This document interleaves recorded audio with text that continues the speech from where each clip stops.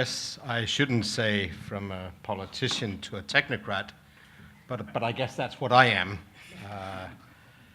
I'm up against an intellectual academic that in some ways is always a challenge. It's also very risky. But it's great to have that opportunity to be here and talk to, and I hope very soon talk with you guys about the Nordic model. At least it's great, you know, anytime for everybody, I think. It's great to talk about something that's close to your heart, and for obvious reasons. My country is close to my heart. If for no other reason, my country pays my salary. So that makes it very, very easy.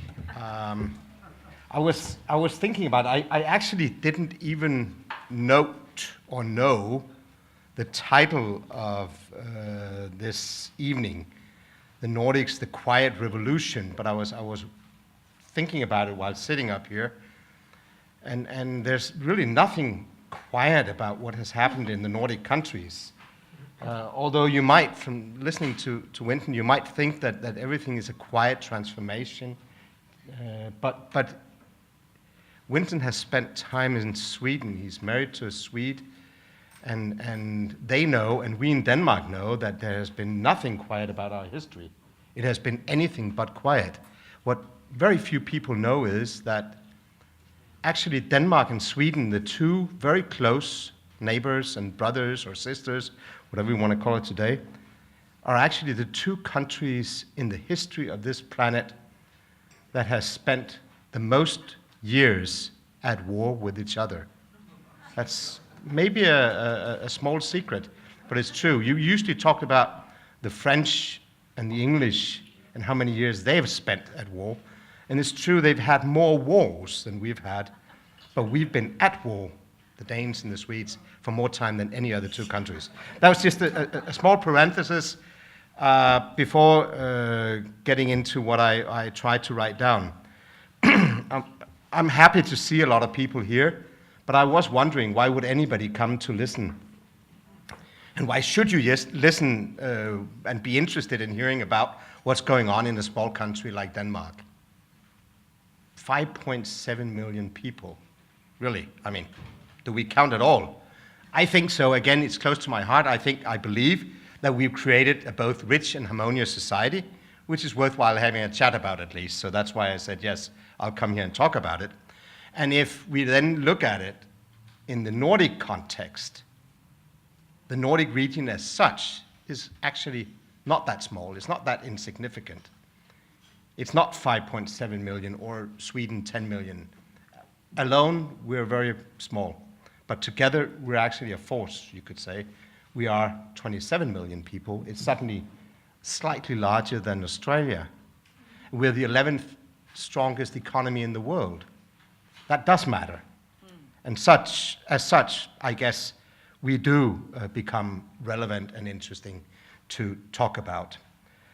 I know that this Nordic model in Australia and many other places, people associate it with some sort of socialism in a broader sense, not social democratic policies, but socialism, close to communism, some people say. I think I would like to make that clear right here and now, and I think that also was your message. It's not. It's far from the old type socialist planned economy. The Danish economy is market economy today, and so are the economies of the other Nordic countries. And I think that's a point to make. It is exactly what Winton said. It's an expanded welfare state which provides a high level of security for its citizens. But it's also a successful market economy. I would gladly say a capitalist model in many ways, with much freedom to pursue your dreams and live your life as you wish. When we do this talk, similar talk in the United States, we often tell the Americans that really they should look to Denmark or the Nordic countries, because we provided the model that they would actually like to have, because you can do exactly that. The American dream if you live in Denmark. You might not be able to live out the American dream in the United States. And I would even add, today it would be very difficult, but that's a side remark. But what does it mean to have a welfare state? And I'll come at it from a slightly different perspective, not so historic, but more, let's say, from the perspective of how does it look today? What is it that we actually have? What are the components? And I'll give you the Danish welfare model, but it is more or less the same in the other Nordic countries. It differs from country to country. I heard you many times, Winton, talk about the Swedish model, because that's where it came from, isn't it? In Denmark, we would say the Danish model, because that's where it came from in reality. Those who speak English would say it's the Scandinavian model, because that's how we know it. Nobody knows the Nordics. The Nordics is not an existing definition. Scandinavia, we know. But Scandinavia only means Denmark, Norway, and Sweden, and then we forget Iceland, where you just came from, and Finland. So that's actually the Nordics. But you can call it what you like. The Nordic, the Scandinavian, the Danish, the Swedish welfare model. It comprises of numerous different elements. One would be, and I think you mentioned that, is that we have universal health coverage. You don't pay to see your doctor. You don't pay to go to the hospital. Now that's an important component. We have a high degree of social security. You're entitled to benefits if you lose your job, if you're sick, if you become disabled, or you're born disabled. We have 1 year of maternity leave, but I think importantly, paid maternity leave. And also importantly, that 1 year can actually be split between the partners. So the 32 weeks can be split so that the husband, the man, or the co-mother, or whatever you call it in a modern society, can join in and be part of that maternity leave. We have subsidized early childhood education and care. I think that's something that I haven't seen to the same extent here in Australia, for instance. We also have a strong system for taking care of our elderly. If they cannot manage on their own, I know most want to stay at home, but at some point that does become difficult for some. And we have a very strong and free education system. Students in institutions for higher education, universities, do not pay tuition. It's free to go there. And actually, on the contrary, Danish students, I don't know if it goes for all the Nordic countries, but I think so, in differing degrees, receive educational grants for studying. You actually get paid to do your job. So what's the catch, you might ask? And the obvious one that many people have heard about and sometimes frown upon is the very high taxes we pay. In Denmark, definitely. More than the other Nordic countries, but they're up there, but not quite strong enough as we are. I don't think any of the other Nordic countries can top us with a income tax at almost 60% of your last earned dollar or kroner, as we call it. We have 25% sales tax, and on cars, the excise duty is up to around 180%. So in total, we really pay way too much in taxes, you could say. You may ask then, with a model like that, is that at all possible? Is it viable to make things work, to run a country with such high level of taxation? And the interesting thing is, just to maybe make that point here, that despite the fact that we have one of the highest taxation levels in the world, if not the highest, we actually have one of the lowest levels of tax evasion, tax fraud. You could consider somehow what's behind that. There must be something. I mean, I'm married to a Greek, and without being too rude to her society,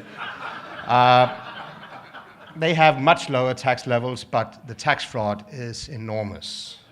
It's actually the national sport of that country.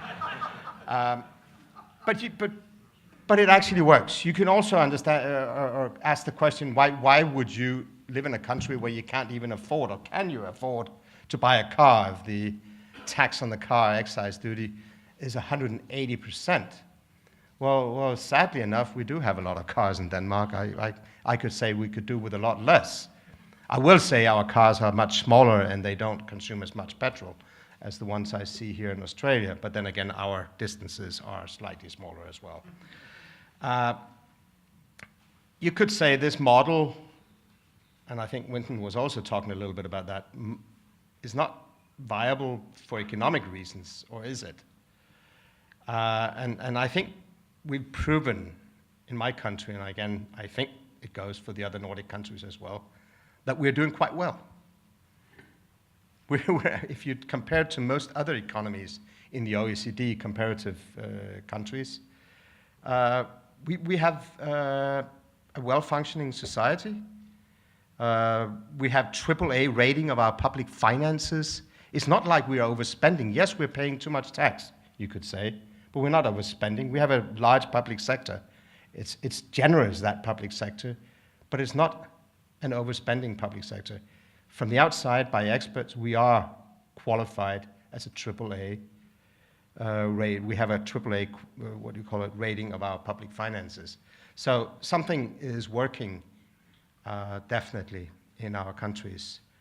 And we are very prosperous. There's no doubt about that.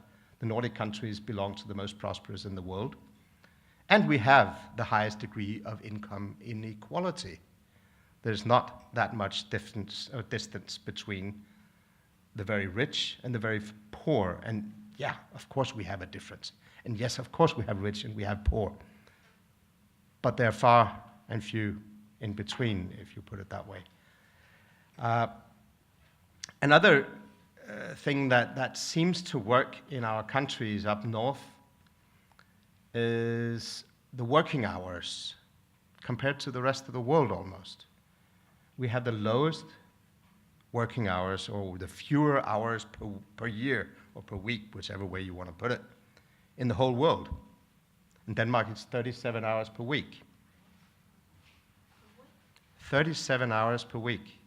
And that, I should say, includes every day half an hour lunch break. It's not something you take on top of it. If you take your lunch break, you stay half an hour later. No, 37 hours. Now, in many cases, you would say that's not possible. How can you be functioning with that few hours? Well, actually, it seems like less is more.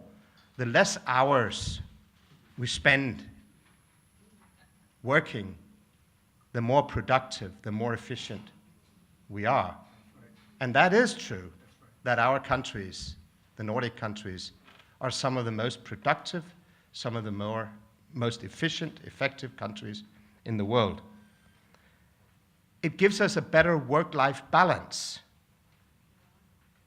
which also has led to, I think, the fact that the Danes, the Norwegians, the Swedes, the Finns, are actually competing in the world statistics of the happiest nations, the happiest peoples in the world. How does that work? Well, we are taken care of in many ways.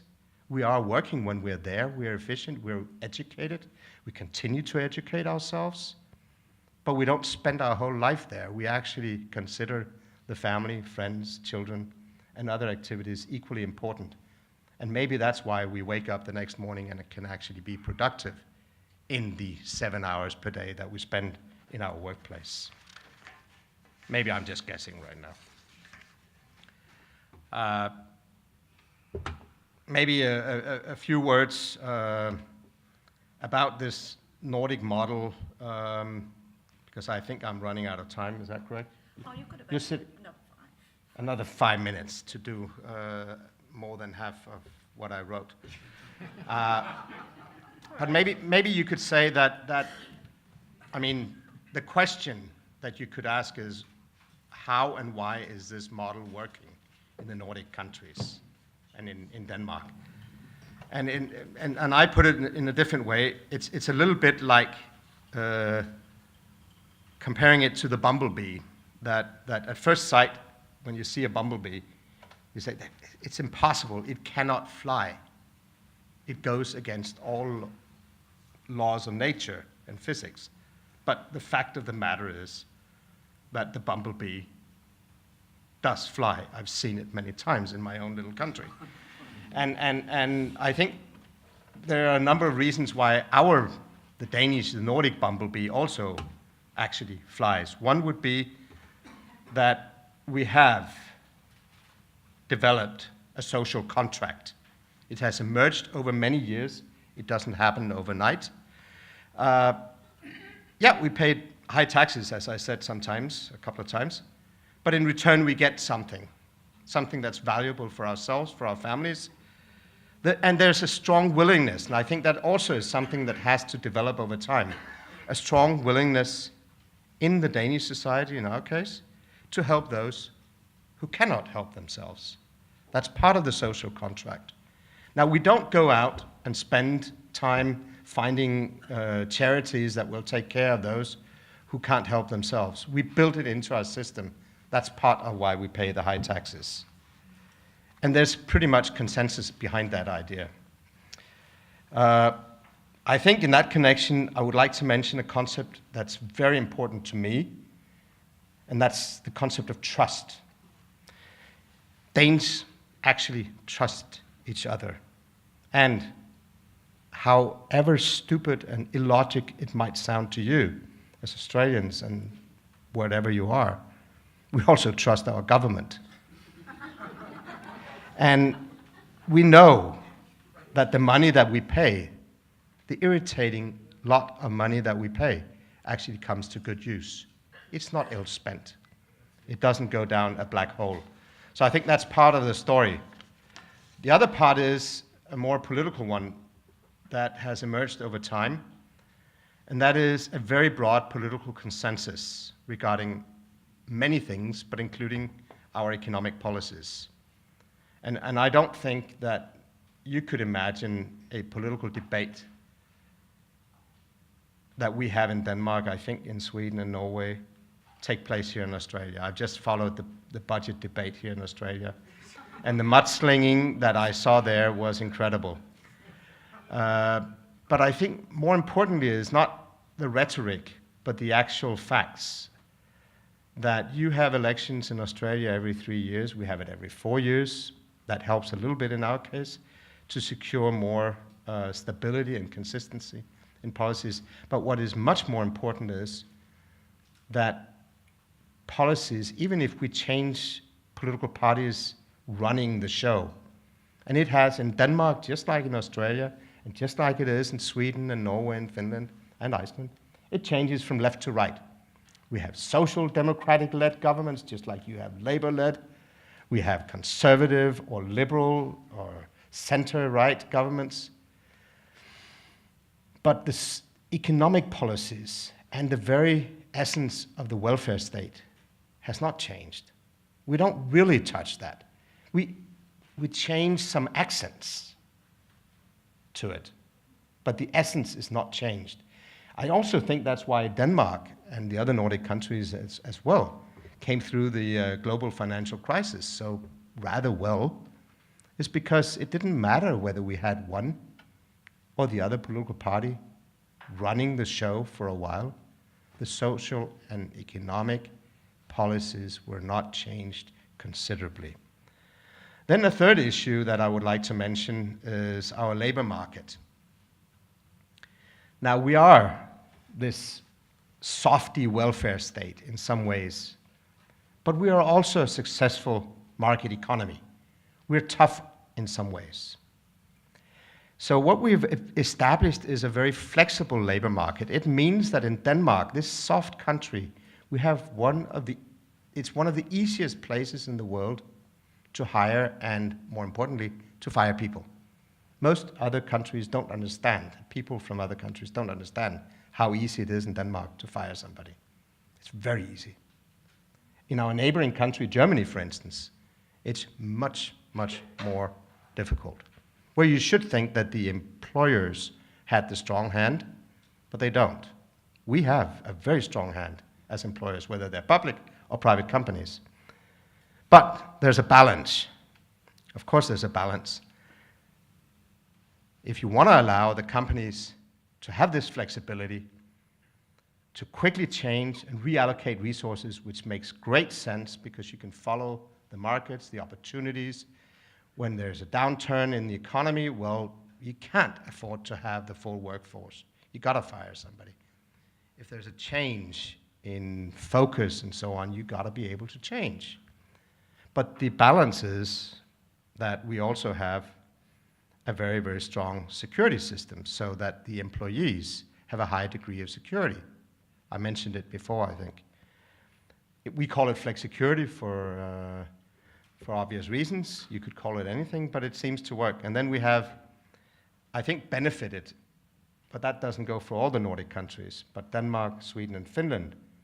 And Norway, although they're not members of the EU, have benefited from what we call the European single market, which is a way of opening our own market.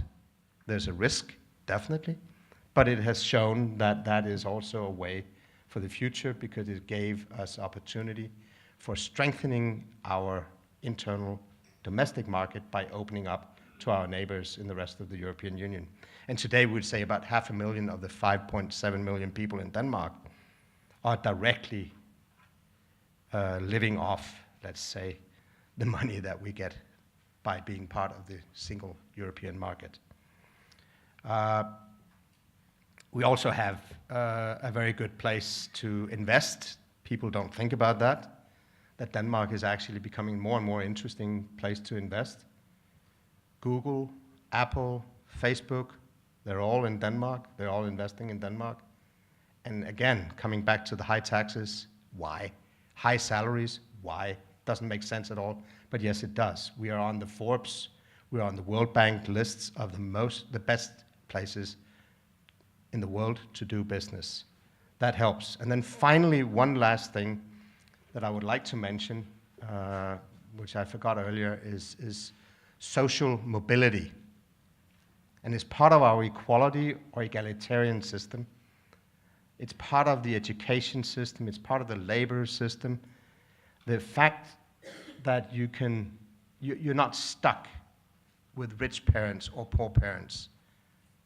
And if you are from a rich family, you'll make it. If you're from a poor family, you won't. This whole social mobility means that we, over generations, can change. And you have a chance no matter what. It's back to the American dream, actually, in some way. That you can grow up, be child of a single mother who had no education whatsoever, didn't speak another foreign language, couldn't do math, couldn't do nothing, and you can still become the chairman of one of our biggest companies. It works that way because you have the ability, the opportunity to get an education and to be supported through your studies in a way that I think nowhere else in the world.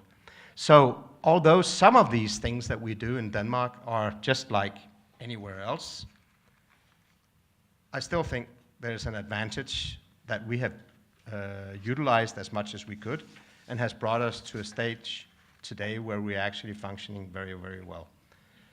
For those of you who might have studied literature, I'm sure most of you have studied more literature than I have, and especially one